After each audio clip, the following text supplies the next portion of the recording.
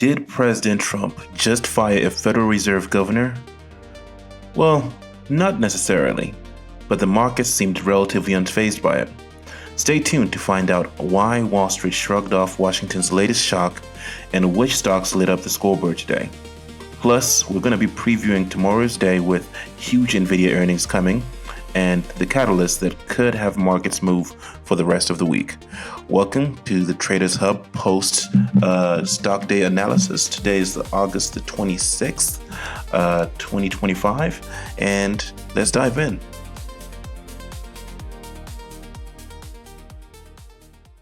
Welcome back to the channel, traders. If you haven't been here before, this is where we discuss the market, review what took place today, and potentially have a little bit of insight to what may take place tomorrow to help us with our trading day. Today, the S&P 500 climbed roughly 0.4%, the NASDAQ edged up a nice 0.44%, and the Dow gained 0.3%. Similarly low, but the market itself moved quite a bit. If we take a look at the SPX today and go on the 30-minute timeline, you see that even though it was relatively consolidating for the whole day, after a nice gap up at the beginning of the market day, we saw a nice consolidation for the remainder of the day, just up and down, with a momentary duration where we saw the market start to go a little bit down with a few red candles here on the 30-minute timer. But as you can see under the 5-minute timer, there were relatively one quick drop down, and then from there consolidation back on the upwards into close of the day. A nice burning up, as they say. Based on this, honestly, sector leadership was broad. Industrials, aerospace, and telecom names led the charge, while consumer staples lagged thanks to negative analyst calls on beverage makers. Trading volume was light, but breadth improved with more than 20 new highs on the S&P 500. Eli Lilly lipped nearly 6% after its experimental weight loss pill delivered promising results. There was a lot of speculation that it's going to be a blockbuster drug that's coming out. We can try and take a look here and see what news we have related to that. Yeah, so we can see there was a weight loss pill that passed the test. Well, before market open, it announced the top of the line results from a phase 3 trial of its orforglipron. It's an orally administered weight loss drug. So that gained a lot of popularity. People thinking that it's gonna make huge impacts. This could be groundbreaking. I can see why there'll be such a move on there. We can watch and see how that affects the market how it affects Eli Lilly moving into tomorrow. As you can see, it already had this amazing gap up in the pre-market, and it pretty much continued that. It had a little bit of a drawback down right here, and then started bleeding its way back up again. So low, it hit its pretty much gap low of 713, and then pushed its way back up to 736. So as of right now, it's $40 up, 5.86%. Looking at this, we might see it as of right now, because it's such positive news and it's Eli Lilly, you might see it continue on the uptrend, and the volume seems to be really nice on it as well. So Eli Lilly looks to be good right now. This might be priced in regards to where it should be, unless we get some further news on what this drug specifically can do and who it's geared for. Next, we have Boeing. I saw this earlier. Boeing got a nice order from Korea. I believe it was like 103 planes or something like that. Yeah, Korean Air ordered a historic amount of Boeing airplanes, 103 of its aircraft, marking the airline's largest ever order. The substantial agreement, expected to support 135,000 U.S. jobs, could have significantly influenced Boeing's share price, which moved 13% over the last quarter. And yeah, they were already showing an increase in revenue, and so that reinforced the confidence in the market to say, yes, Boeing is going back on the uptrend. Let's forget about some of the negative news on it right now, we know that they're gonna be making money in the future. So that seems to be broadening the speculation on it being a buy. And if we go a little bit broader here, all right, so it was already had this continuation of downtrend over the past few days, and then boom, rocket all the way back up. So a good continuation of good news. As we're seeing, it's getting close to its recent high of 236.45. Possible that it's going to touch that. It's already looking like it's hit that. So we're around that triple touch right here. It might go past that if the market seems to continue to rally with it. And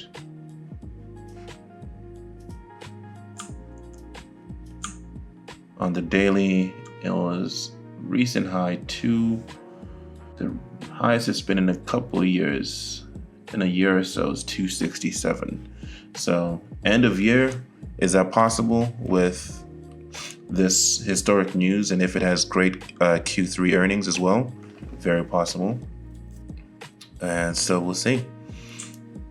But Boeing was a big mover today, and the market seemed to love how it moved as well. We also had General Electric, which added 2.7% thanks to a new engine maintenance contract that they have. On the other side, we have Keurig Dr. Pepper, which slid almost 7% after announcing a deal to buy JDE's Peet's. Analysts worry about its debt load. Brown and Forman fell also 3.8%, and Constellation Brands dropped 3.2% after downgrades.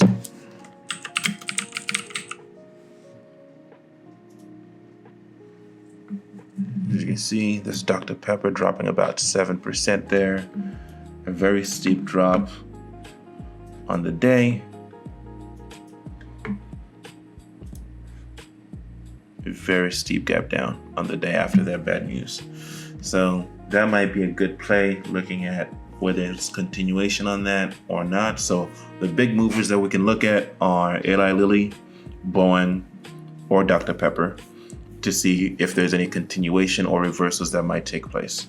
There was something that popped up earlier in the market as I was trading. I believe it was Echo Star. I think it was this one. Yeah, Echo Star Corp, which blew up 70% today. And that was off of a buy, I believe. Yes, AT&T agreed to buy its wireless spectrum, and call volume was double the normal levels on it.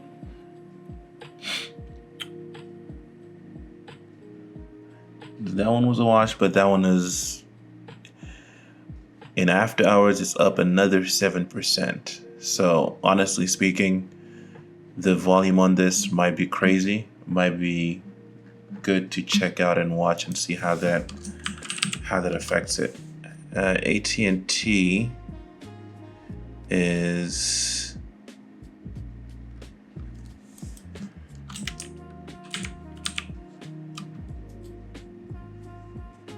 trading at normal levels, so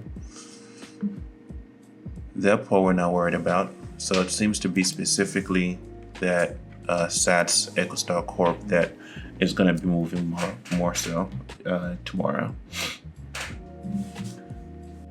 In today's macro corner, July durable goods orders fell 2.8%, largely due to a plunge in aircraft bookings, and strip out transportation and core orders actually rose about 1.1%, while shipments surged 0.7%, indicating business investment is still humming. Consumer sentiment wasn't so rosy. The Conference Board's August Consumer Confidence Index slipped to 97.4, with more people saying jobs are hard to get, the highest reading on that measure since 2021. That dip reflects worries about tariffs and job security, but it also adds fuel to the argument for Fed rate cuts. On the bond front, short-term U.S. Treasury yields fell, while the curve steepened. The 2-year note yield dropped to about 3.68%, and the 10-year eased to 4.26%, reflecting expectations of lower rates. The US dollar index slid about 0.27%, letting the euro and yen tick a little higher. Crude oil pulled back, and Brent settled near $67.22, and WTI at 63.25, while gold rose roughly 0.8% to around $3,393 an ounce, as investors sought for safety with the current economic structures. Moving to Trump versus the Fed, latest episode. Now, the headline that's really got everyone buzzing today was President Trump posting a letter on Truth Social proclaiming that he was firing Federal Reserve Governor Lisa Cook for alleged mortgage fraud. If you haven't heard about this, that it seems to be that she placed 2 houses as residential homes, like that she'll be staying in, and generally speaking, you're not allowed to do that, and that's something which they're seeing as an advantage move that she did, and whether it was intentional or not, it's not my place to speculate, but it's something which is not a good look, and so there's a lot of people speaking on, and the market, and not the market, the government officials, there's a more political move, the government officials who are looking to have Lisa replaced. Now, Cook fired back, no pun intended, saying that the president has no legal authority to remove her and she won't step down. And the legal scholars agree. Removing a Fed governor requires a for-cause proceeding, and the allegations pertain to events before she joined the board. So she stood 10 toes down on that, and generally speaking, a battle with Trump always ends with a lot of back and forth talks. We've seen how Trump is with Jay Powell recently, so we'll see how long this goes and how much this affects policy specifically. Democrats like Senator Elizabeth Warren blasted the move as an authoritarian power grab, and analysts warned that undermining Fed independence could push long-term rates higher over time. Still, the immediate market impact was muted. Futures markets are pricing an 86% chance of a quarter-point rate cut at the September 16 to 17 FOMC meeting, and Chair Jerome Powell signaled in his recent Jackson Hole speech that the Fed might need to adjust policy as risks evolve as well. With rate cuts still likely, investors remain focused on earnings and economic data rather than the political theater. Looking at tomorrow, we have a beautiful day coming in tomorrow. The whole market, from what we've been seeing so far, has been muted today, with decliners 2,814 and advances 3,448. Semiconductors came to play today, and the aerospace, like we said, and pharmaceuticals with Eli Lilly came to play today as well. But overall, the market moved sideways. We went down for quite a bit and then went back up to just a little bit above where the market opened. So not much move today, but if you were intraday scalping on the downside and on the upside, you made some money during the day.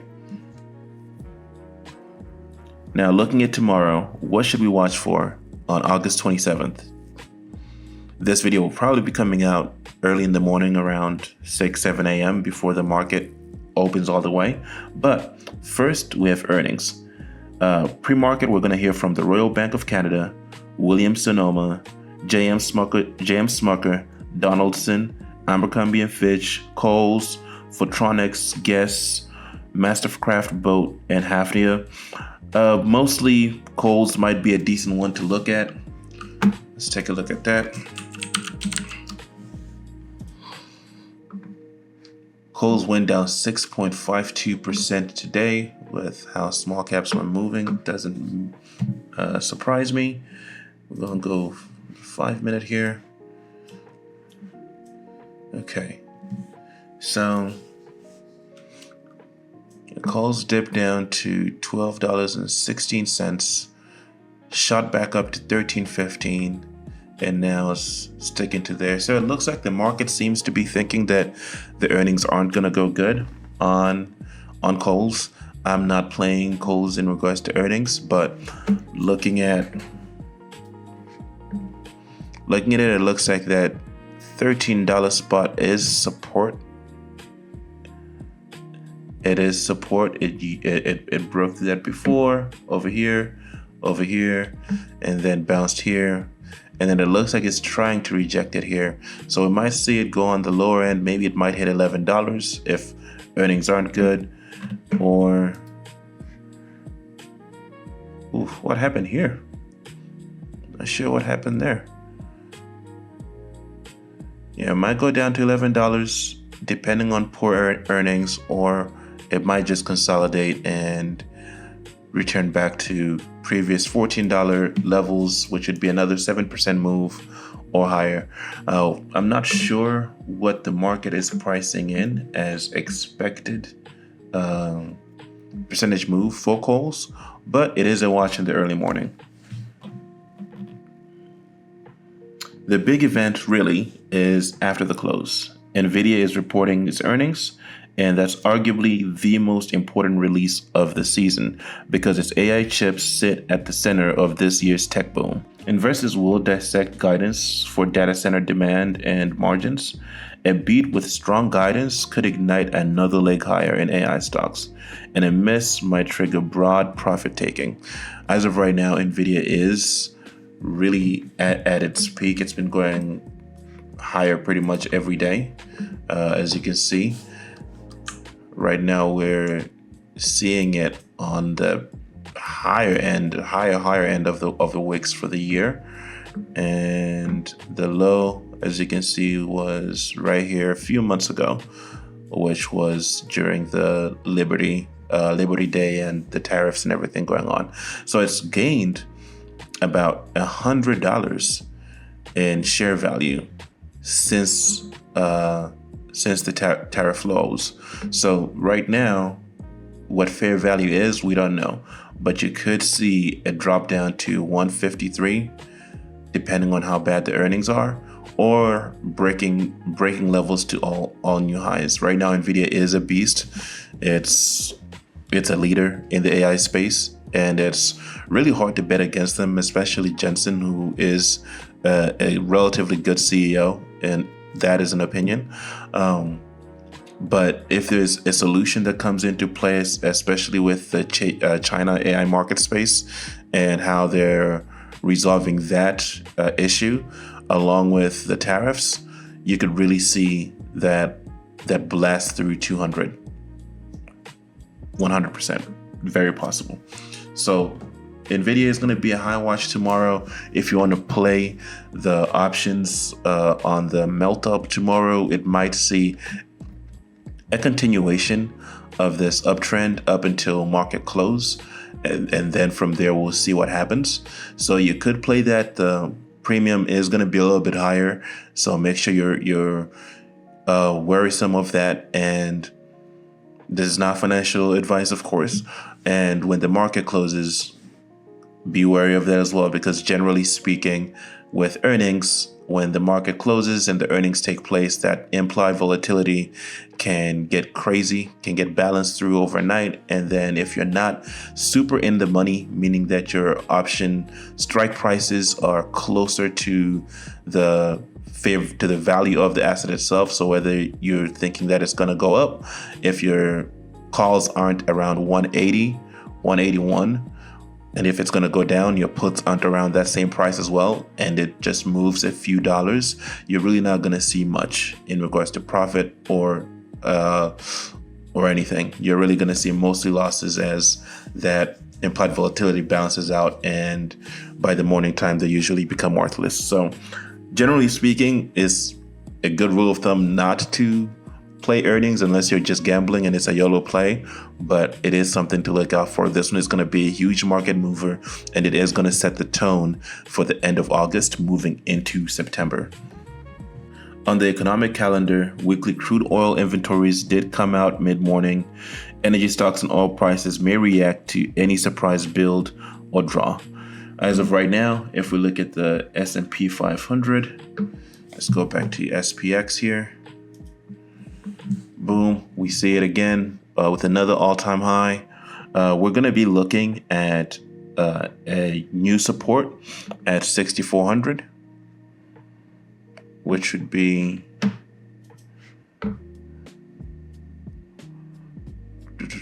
around there. We'll be looking for support around here from the gap up this morning. As you can see, that's previous resistance that seemed to have been passed over into potential support now. If we break down from 6,400 and we go lower, we might see that break down even more into 6,343. But moving higher, we're going to look at 6,500 as the new support, as the new resistance, given that, again, we're breaking into new all-time high territory. Tomorrow is NVIDIA's earnings, and that's going to move the market. So we are going to expect that to, if we're bullish on NVIDIA, for that to push the market relatively higher up and get close to that 6,500 just based off of that alone. With the extended week outlook, and we're looking further ahead, we know that Thursday brings in Germany's preliminary CPI data along with US jobless claims and pending home sales. And on Friday, we get a trifecta. We have the core PCE price index, that's the Fed's preferred inflation gauge, preliminary GDP, and the Chicago PMI. These numbers will shape expectations for the September meeting and could spark some volatility in the thin late summer trading. Also keep an eye on global headlines.